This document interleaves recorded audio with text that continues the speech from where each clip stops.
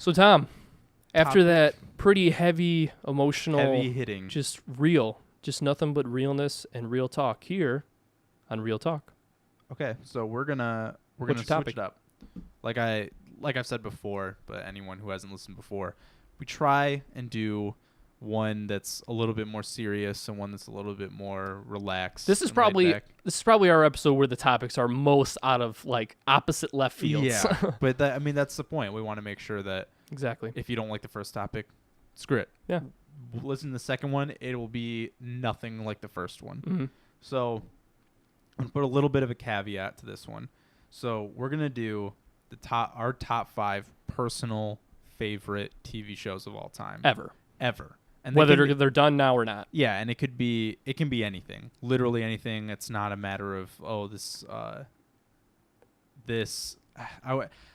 say it's not a matter of this is like my favorite comedy or favorite blah blah blah. It's just, what do you watch? What have you always watched? Yeah. There's no real like details that we set out. It's just top 5 TV shows that you enjoyed the most, pretty much. Exactly. And we'll have some honorable mentions, and some of those will have within them, like, I put a caveat to the caveat where it's like, well, this show, but only for like the first 3 seasons. Yeah, there or you something go. like that. But we aren't going to include Game of Thrones, and I made that executive decision because we already do an episode where we blow our loads over Game of Thrones. That's a very good way to put it. It's a very good verb. Yeah, so it's kind of just redundant to talk about a show that we already spent literally an entire episode talking about. Yeah. So we're not going to talk about it. It'd probably be both in our top 5s. So it won't be there, so don't get pissed. But if you do, then let us know in the comments. Yeah, that's pretty cool. So we're going to go. I'll let you go first. You can do your 5th, and we're going to go 5 to 1, but we're going to do it snake draft style. So it's going to be 5, 5, 4, 4, 3, 3, 2, 2, 1, 1. And then, you know what? Before we get... Yeah. You want to do honorable mentions first? No. Okay. I want to do those. We're going to break those up. We're going to do our 2. Because you're the runner. Your topic. We're doing it how we want. I'm calling the shots. All right. Taking the reins. Bolo. Shot caller. So we'll do TV shows. You'll do 5, 5, 4, 4, 3, 3. Okay. Get to 2. All right. And then we'll do honorable mentions, and then we'll do our 1. Oh, I like it. Ba-boom. I like it. All right. Like it a lot. Numero 5. All right. You want me to go first? Splatoon me. Let's Splatoon you? Okay. My number 5. Oh, I had the wrong thing pulled up. What was here. it? Just out of curiosity. What? That you had pulled up? It was general topics. Oh, never mind. It was I was going to say, it'd be what if those were TV show, like, what if those were ended up being TV show titles? Oh, yeah, exactly. That'd be James hilarious. Harden contract, $57 million. Yikes. So my number 5 and my first 3 were pretty easy, but my 4 and 5 and kind of my 3 were pretty tough. So my 5 were between 2, but I'll give you the one that I finalized on. Number 5 is The Americans.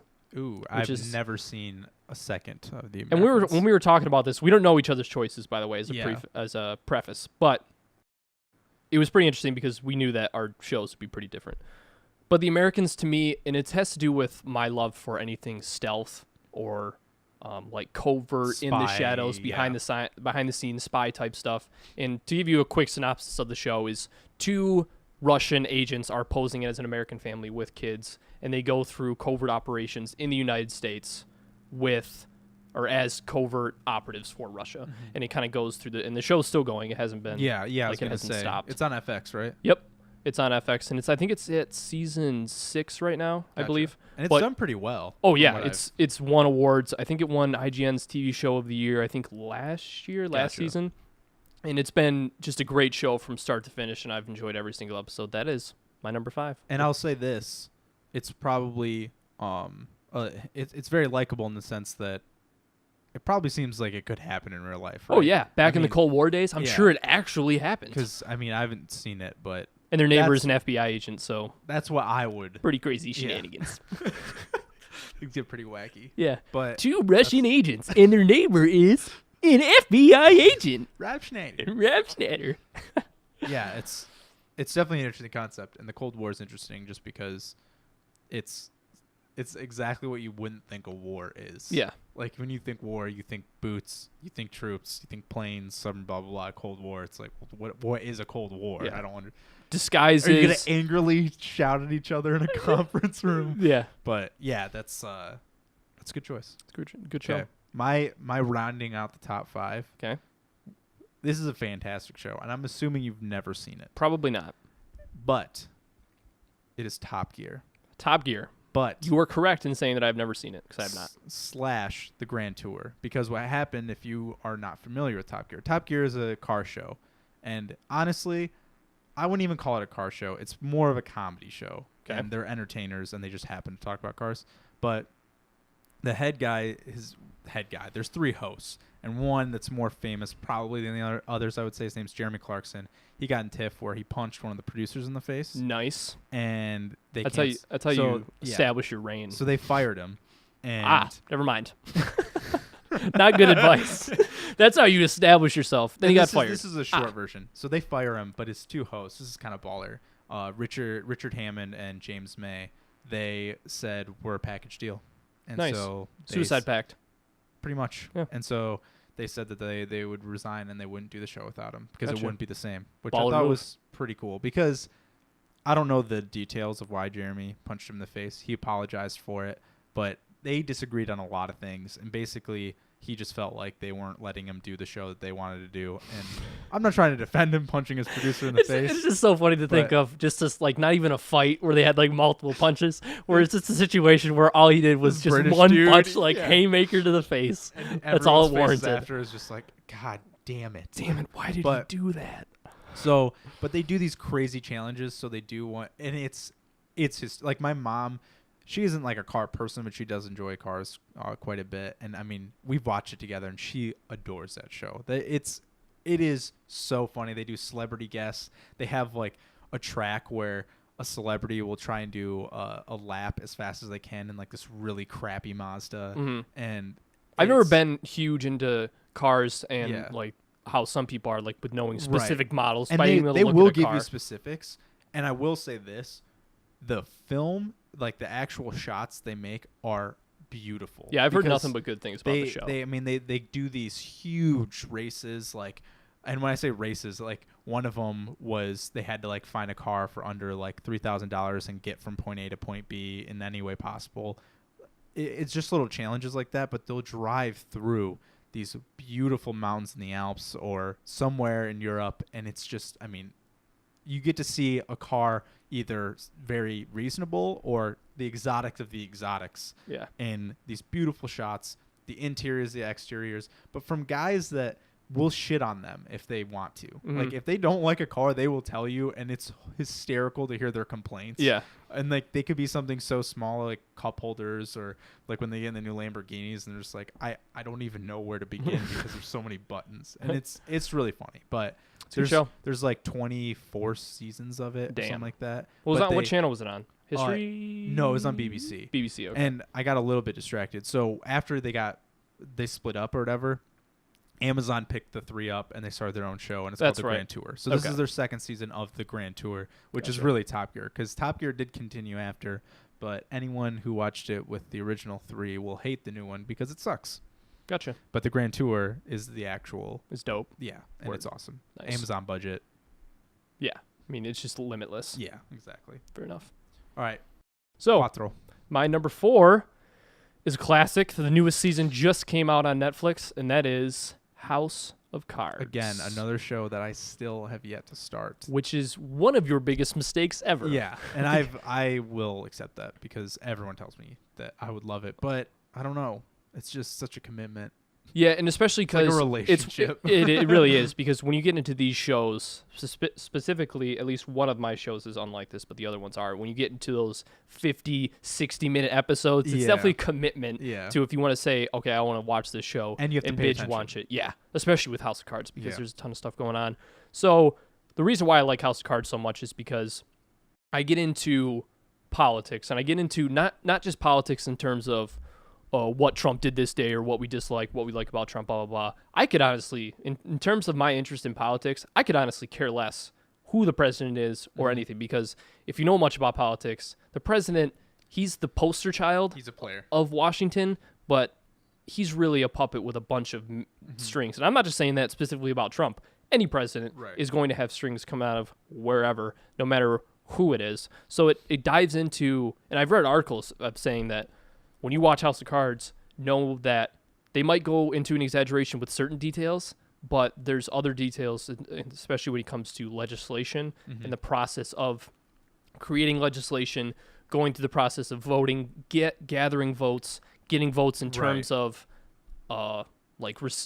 getting votes and the receiving some sort of benefit. The deals made. Yeah, the deal. That's what deal was the word I was looking for. The deals made. They go into the nitty-gritty details, and it's more has to do with just being interested in the behind-the-scenes work that you usually normally never see. Right. And not to mention Robin Wright, who is the lead female character, and Kevin Spacey are just baller-ass characters. You're a big fan of Kevin Spacey. I love Kevin Spacey. He plays such a good, and it's weird because it's one of those shows, and the same thing with the Americans, because they're two Russian operatives, but they pose them in the show as almost like you're rooting for them, even though they're agents against the United States.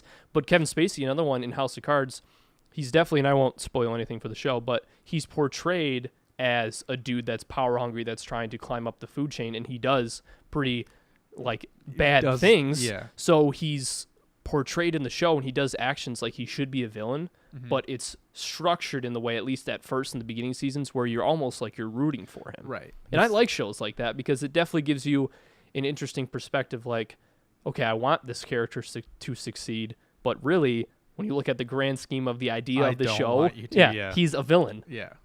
Especially in the sense of the Americans, where, like we said, Russian operatives, I'm rooting for them, but wait, should I be? I mean, with that show, again, I haven't seen it, but I know you said it. You try and apply it to what's going on right now. Yeah. And it's just very interesting. Especially the most recent season. If you've seen the most recent season and you've watched it and kind of thought about what's worked up into the election, it's pretty funny. It's like, I know a lot of people shit. do that with the they Clinton actually family. did this. Yeah. And people saying, oh, no, this is a political marriage. Yeah. Not like they don't actually love each other. I remember even a show like Scandal, which I've seen before.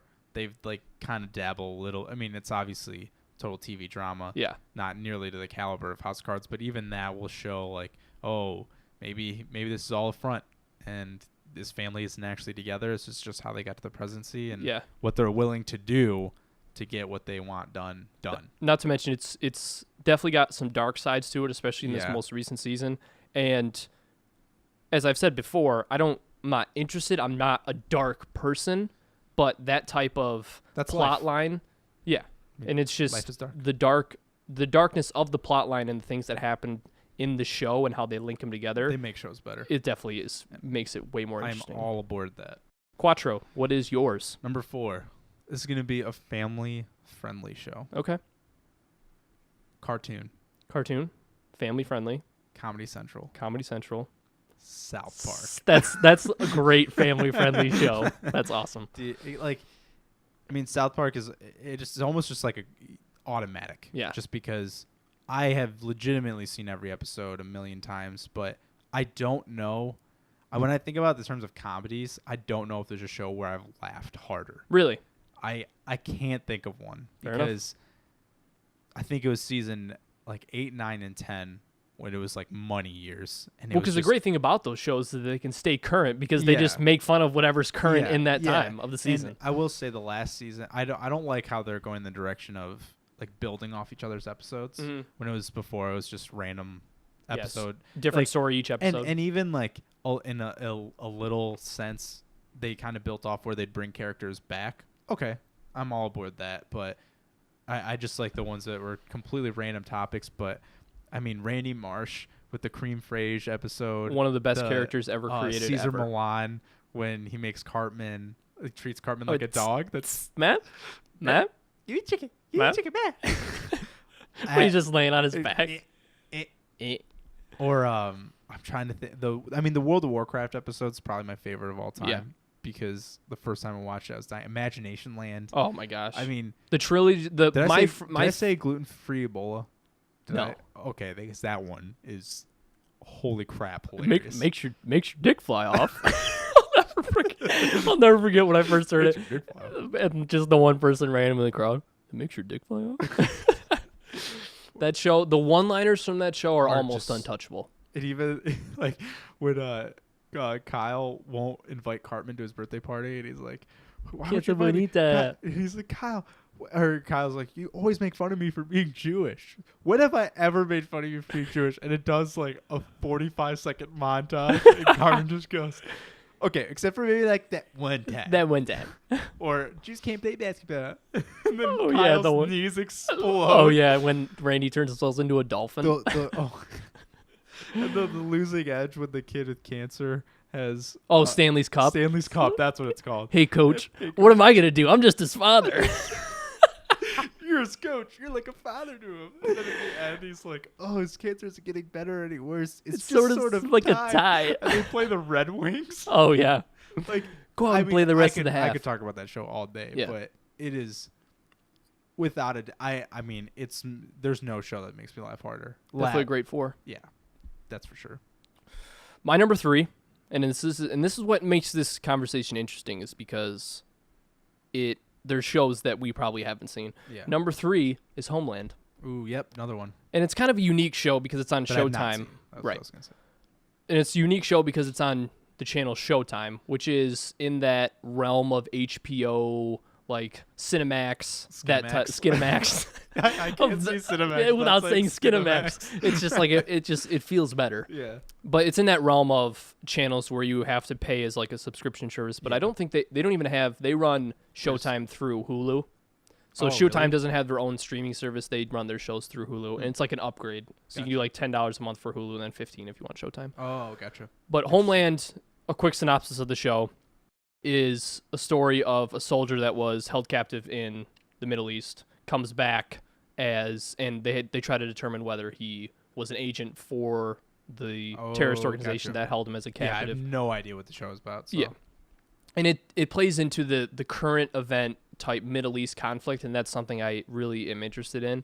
And anything to do with whether it's ISIS or Al Qaeda or anything, because they don't mention specific like terrorist organization names, Probably but they have realistic locations, like they're in the Middle East and stuff, and it has to do with more. And you can kind of see a theme, and it won't be really a theme for my 2 and 1, but with my 5, 4, and 3, you can definitely see a theme where it has to do with these stealth shows and covert operations and stuff. Generally, yeah, and I wouldn't say war, but definitely like conflict. Right. Yeah. Well, I just meant because like Cold War, Middle East War, and then political warfare. Yeah. Essentially. No, that's true. You're right. So it's definitely this type of conflict and conflict. seeing the behind the scenes and seeing stuff and learning about stuff, and all these shows. The Americans, I don't know how much the Americans, but House of Cards and Homeland, they be as real as possible. So it's like with these situations, this is how people behind the scenes would conduct themselves. And we see videos of bullets and troops and helicopters, but we don't see discussions. Yeah, exactly. And in all reality, that's what where matters. Where wars are won. Yeah, exactly. I forget. Well, I forget what the saying was. The official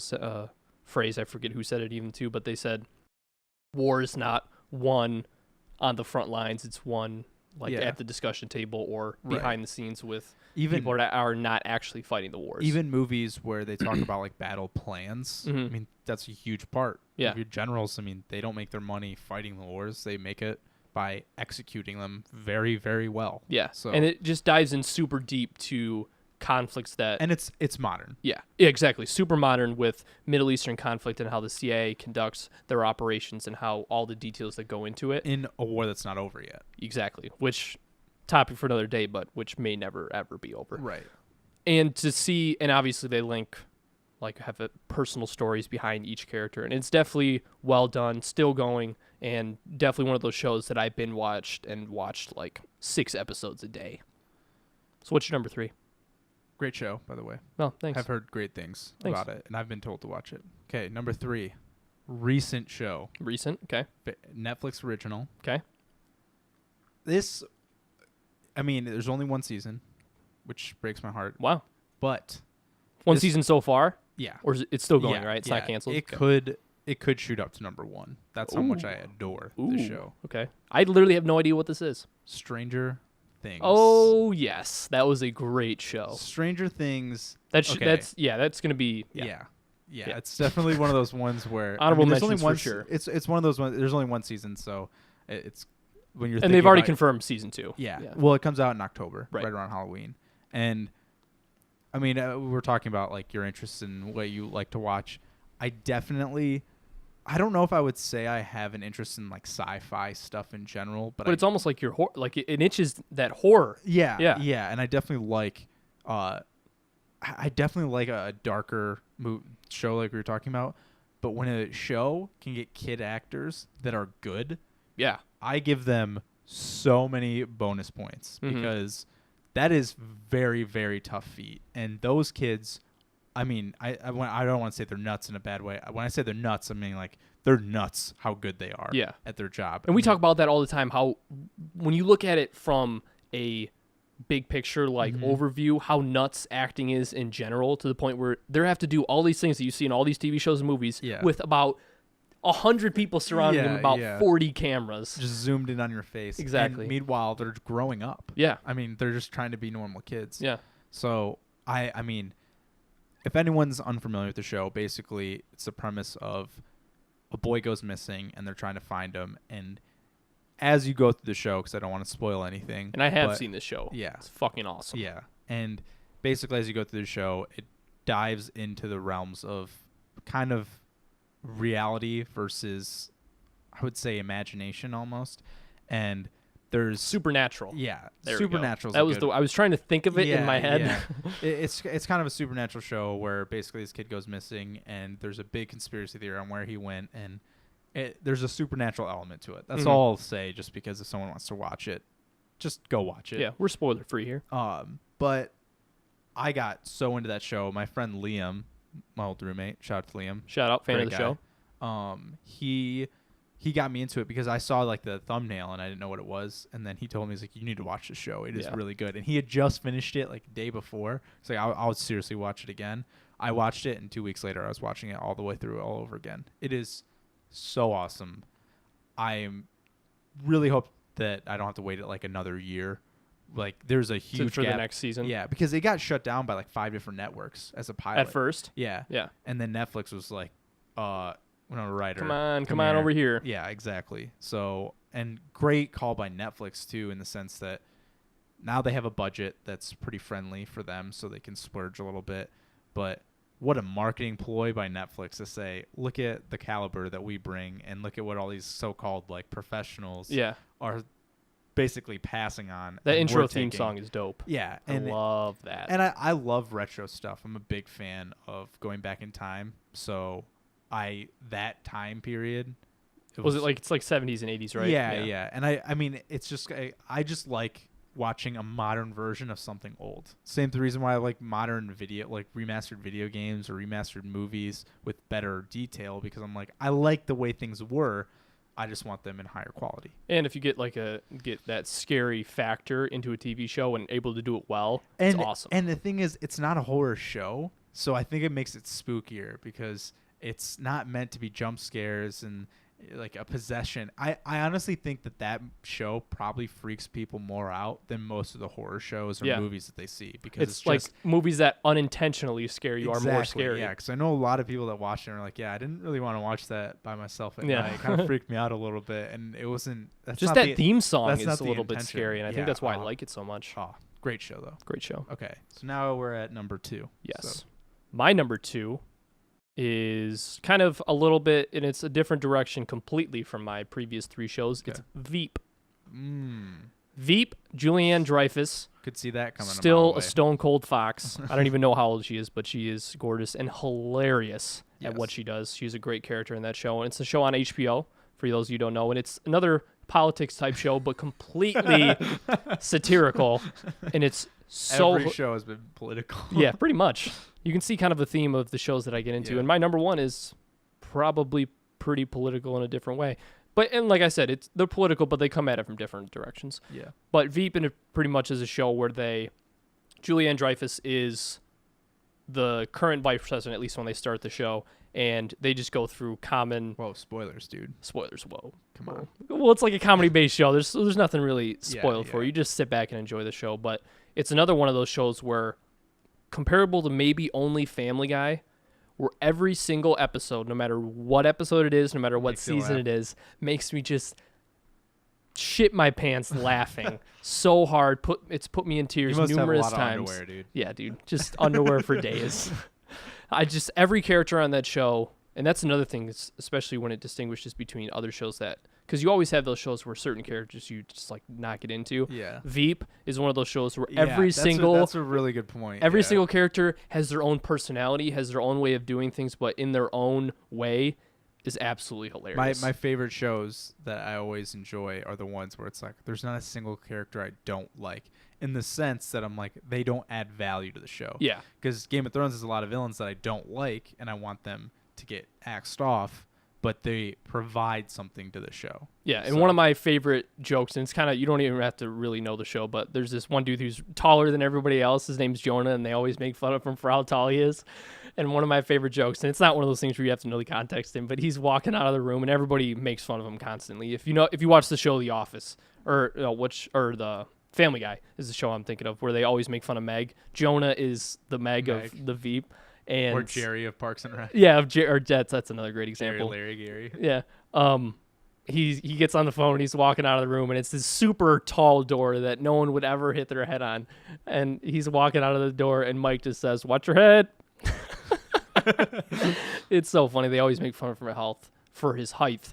But just every character on that show is hilarious, and the show in general is outrageously funny. So Tom, what is your numero dos? Numero dos, another cartoon. Another cartoon. All right.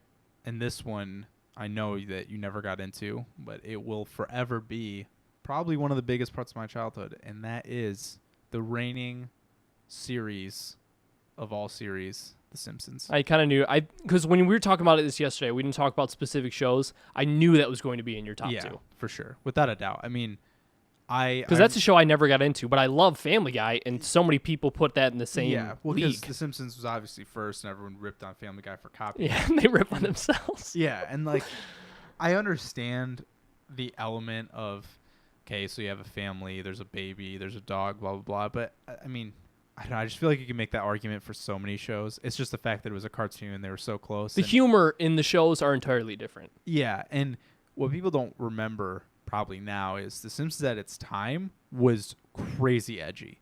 I mean, oh yeah, they got a lot of flack, and a lot of people were like, Family Guy today is really edgy with some of the jokes that they do. Right, but that's what I'm saying is Family Guy to us would seem like the edgier cartoon. Like people who watch The Simpsons now are like, why is that a big deal? Yeah. But so like basically a fourth grader saying "damn it" as a cartoon was it's outrageous. Yeah, that broke the mold. But man, you want to talk about characters.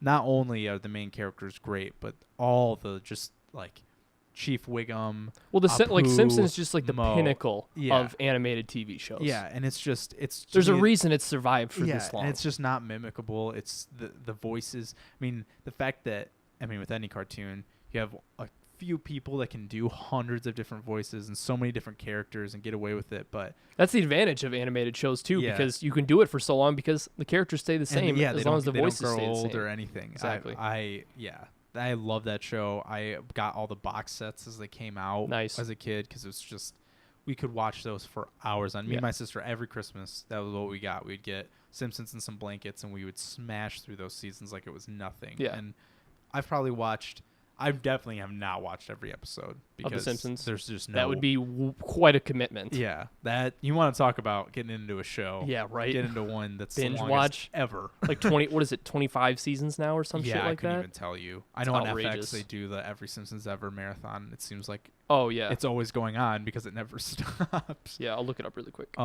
But 28 seasons. So far, and this upcoming season will be 29. That's nuts. I thought 25 was a lot, and yet I was low. Yeah, and when I said because Top Gear is like in the 20s, but they have like a weird series thing. It's not like actual like seasons. Yeah, it's weird.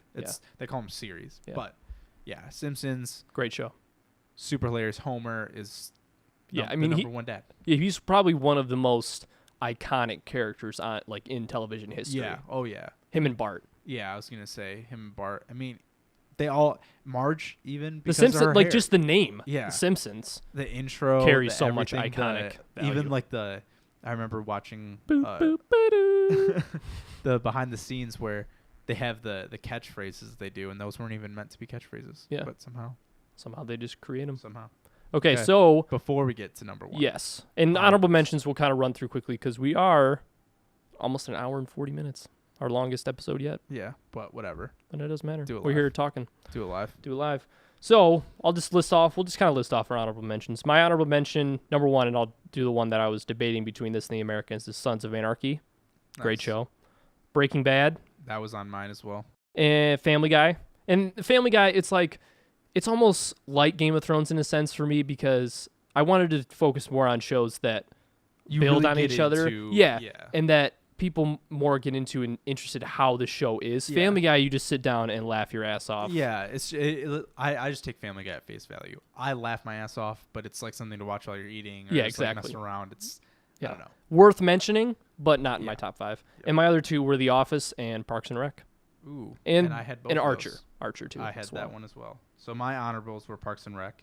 Hilarious show. Yes. I had True Detective season 1 though. That is one I forgot. Just season 1, True Detective Just season 1 was awesome. because Season 2 sucked. Season Yeah. 1 was one of my favorite shows ever. I think Season- if it had another one, I'd put it in my top 5. Yeah, season 2 was just, I mean, Rachel McAdams was awesome. What happens in But season 2? Can you tell? Can it's- anyone tell me what's yeah. going on in season 2? Vince Vaughn Is it still not going? throwing dodgeballs, pretty much. I don't understand. I had The Office as well. Yeah. Um, But that's another show like The Office up until Steve Carell leaves. And Yeah. then I liked Robert California, and you didn't like I Robert didn't. California. A lot of people did though. I mean, Yeah. there's a reason why he stayed. Mhm. Like a lot of and people. why Will Ferrell did not. Yeah, yeah. Will Ferrell. I mean, everyone thought he was gonna be great. It's just, it wasn't his role. Yeah. For whatever reason, but Probably the producer's fault more than his. yeah. I mean, you just without Steve Carell, the show just loses so much. Yeah. But great show anyway. So your last honorable mention? I had Archer as well. Nice. Always Sunny. Nice. Classic. Yeah. Scrubs. Really? which- You and Ian, shout out, Yeah. would agree on that because he And- got all and- the Scrub box sets. And shout out to Connor Garland because we all, and Adam got super into Scrubs as well. Scrubs is one of the most underrated shows of all time. I never got into That it. show is And I didn't even- so I gave it a freaking chance. funny. And I will say that is one show that I actually think aged very well Mhm. until the very, very end. But Like the last season. last couple, and then like the very, very last season because they stopped and then came back. But that season sucked. But like the first season's funny, but like I think it's like season 5, 6, 7 were still good, and then after that they got a new cast. And it wasn't Aziz Ansari was in it. Oh, but really? He wasn't that great. Nice. But yeah, Scrubs, fantastic show. I had Breaking Bad as well, and my last one, which is one that I will stand probably in a very small cult, is the first 3 seasons of Weeds, which was on Showtime. Ian and his wife Mackenzie, shout out, would also agree with you on that one as well. They got super into Weeds. Dude, I tried, Weeds- and it was definitely funny at times, but it wasn't a show man. that I could keep watching. Weeds is so good. Yeah. Oh my I've heard gosh. nothing but great things about But it. again, it was a show where there was basically the main character gets a brother-in-law who's like the comedic person in all of it. Mhm. But there's a point that something happens in the series where everything that you knew about the show no longer is the case, and they change scenery. And the second that happens, like I still watched it all the way through, but after that it just got too crazy. Yeah. But, oh man. And again, Weeds is just about a mom who drug deals in like white suburban America. And Mhm. man, that's a great show. Yeah. Fantastic show. Yeah. Okay. So, numero uno. The final drum roll, number 1. Mr. Robot. Ooh, yeah. Only Which 2 seasons I've in. not seen. The upcoming season, I think they just released a promo picture which looks dope. I think the next season is either coming in the next 2 weeks or like mid-August, I believe. But Mr. Robot, and it was just 2 seasons in, just came on as the show 2 years ago, and it has to do with kind of because the main story is the main character is a hacker, and then they go through, they try to take down this. And you have no interest in that at all. No, not at all. Nope. No hacking into mainframes, no computer programming, none at all. Yeah, whenever someone's programming, I automatically default to "Are you hacking into the mainframe?" Hacking every into the single mainframe. time. That, Even that's if it's the- just like being on a computer, I'll be like, "Oh, did you hack into the mainframe?" That's the standard verb. It links back to politics, kind of, because they dive into problems of society and kind of like this big brother overlord type thing. And the big idea is that whether you think there's a president or executive branch, that type of stuff that runs it, there's this group of people that are just like the wealthiest people in the world that actually run things. So in the current day and age in today's society, some might refer to it as the deep state. If you don't know about that, that's kind of the thing that they would refer to in today's society. Okay. But it's kind of this idea that they take down this major corporation, which has responsibility of like 99% of the debt in the world. So their eventual goal is to take down, and they really dive into the background and the details of like each process that they do, and then there's like the psychological thriller that has to go along with it. And not to mention, as we've said before, it's especially with this latest season, it is very, very dark. It is a very dark show, and it really deals with, and like I said, the psychological thing I really think has the most to do with it, especially because there's multiple times in that show where something will happen and they'll unveil something to you and you'll be like, whoa, yeah, how the fuck did I not notice that? Or how the hell were they doing this the entire time right underneath my nose and I had no idea? And plus Joey Badass is in it, which is awesome because he's not just like a stand there character like Ed Sheeran was. Shout out. Brand new addition to the collection. Joey B. Probably my favorite album of 2017 thus far. Side note. But he was a great character. He had tons of lines. He was saying all sorts of stuff. He was this complex character that had to deal with Elliot, who is the main character. He had to, he was a main part of his kind of like psychological conflicts that he was going through. And it's definitely a very interesting show. There's things going on without you knowing that they're and it's overcome. And like we said in Game of Thrones in the beginning, initially, if I had to make a top 5 with Game of Thrones would probably be my number 2. But still, Mr. Robot is my numero uno. And I have not seen it. Great show. It's on USA, highly, right? Yes, USA. One of the only, because I didn't get into Breaking Bad until it was on Netflix, but probably the only cable TV show I've ever gotten into, like significantly. I remember because all the rest are on like HBO, Showtime, that type of stuff. Yeah, that makes sense. Because I got pretty into The Walking Dead for the first few seasons. Yeah. And then as soon as I got to the prison, then I was out. Yeah, that's pretty much where I cut it off. I think I made it out of the prison, and I was like, okay, I'm good. I'm kind of over the show. Yeah, there's just zombies everywhere. All right, number 1. Numero. And I'm just going to put this out there. Connor is going to be pissed because this is a mini series. Connor G, shout out. Not a TV show. Lots of shout outs. I'm going to tell him to shut up because it was on HBO. And shut up. It's just a TV show. So I don't care that it's quote unquote a mini series because it is the greatest show ever created. What is it? And it's not even close.